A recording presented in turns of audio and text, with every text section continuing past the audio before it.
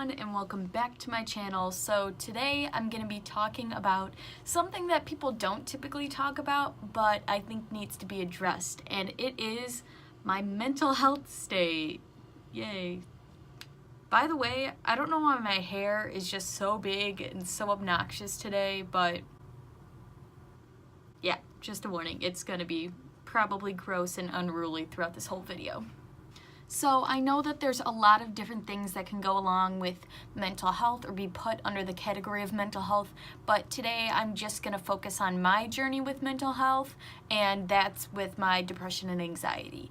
So if you can relate, that's awesome. If you can't, that's okay. And I'm not putting this out here for pity or for you guys to feel bad for me. I'm putting this out here to educate, but to also just share my story, because a lot of people don't talk about it that often, especially where I'm from and in my community, or at least with my friends and stuff.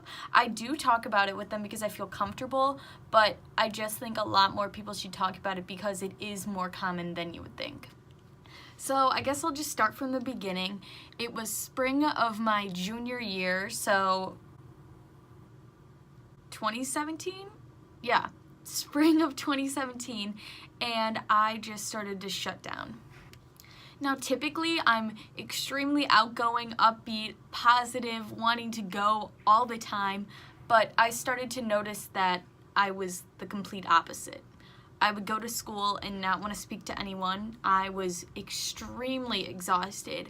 I would take a nap each day, plus go to bed in between 9 or 10, and then wake up at 6 in the morning, so I'd be getting plenty of sleep and still be exhausted.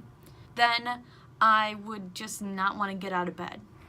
I wouldn't want to get up to eat. I wouldn't want to get up to talk to anybody. I didn't even want to get up to go sit with Lucy, which is extremely rare for me right now, and especially at the time, because I had just gotten Lucy, and who doesn't want to play with a puppy? Like, everybody does. I do now, but back then, all I wanted to do was lay in bed.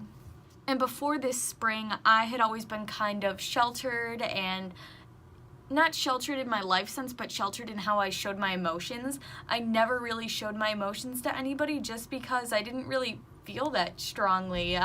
It was not typically something I talked about my feelings because I never thought anything was really wrong. I had a pretty good life. Around this time, though, I started to be crying at least 3 times a week, maybe, just because I did. I didn't really have a reason. I was just sad. And so then as this progressed, I noticed that something was wrong.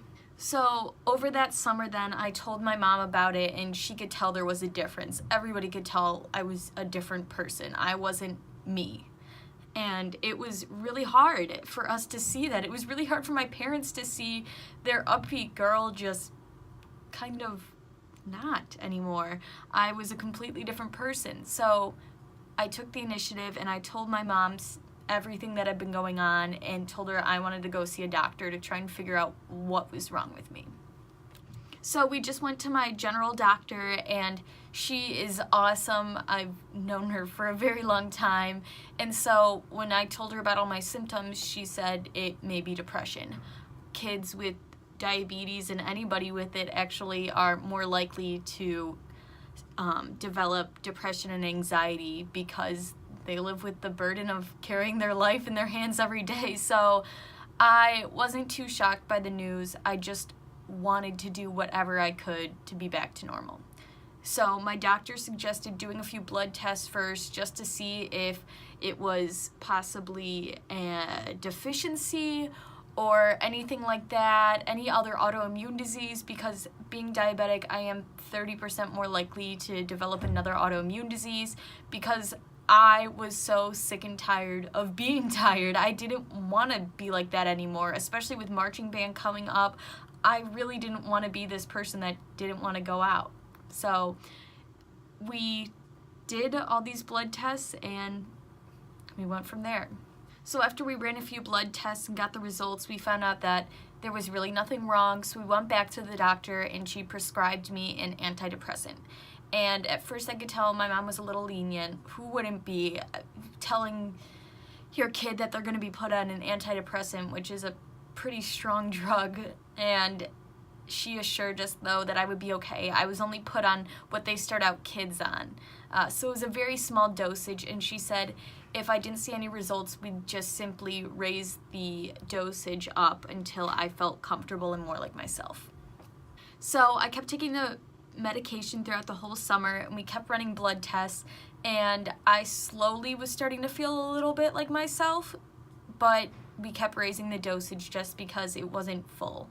And none of my test results came back. We even did an MRI to see if there was something wrong with my pituitary gland, because there might be a hormone deficiency or something, just because I was so incredibly tired and nothing was changing that.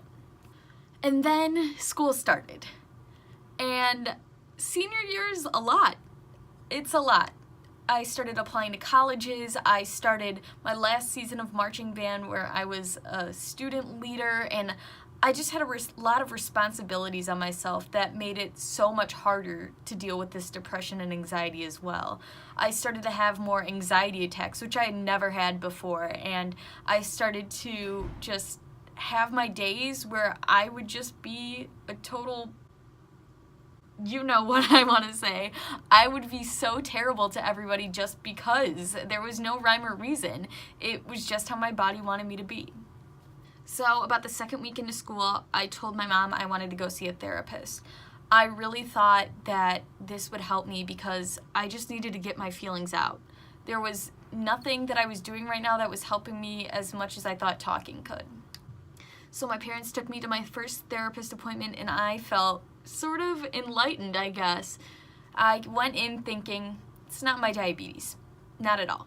I'm depressed for other reasons. I must be. And as we sat there and we talked, my therapist said, no, it's definitely diabetes. You are living with something that you have to deal with every single day that determines your life. Of course that's going to pressure you. And yes, anxiety could also be from all of the added stressors, but when it comes down to it, we figured out that I need control over things in my life because I don't have control over my diabetes. And that's what has been causing my anxiety and depression, is that other things in my life were so out of control that I was freaking out.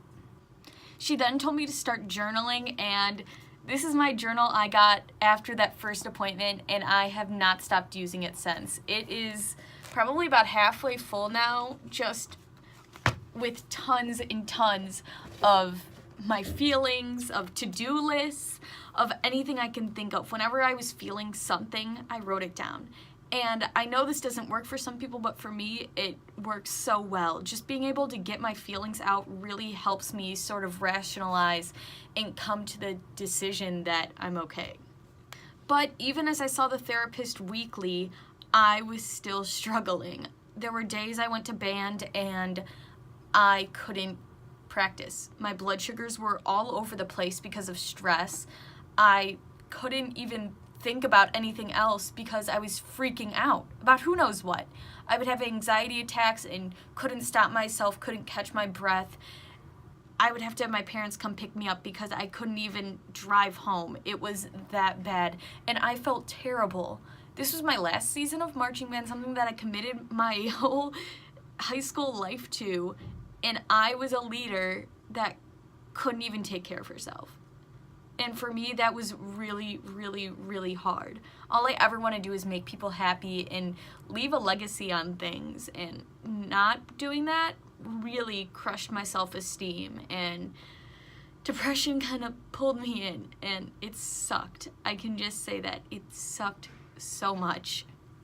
I continued to go to the therapist weekly. I ended up talking to my counselor at school, who helped me because there were classes I didn't go to because of my blood sugars.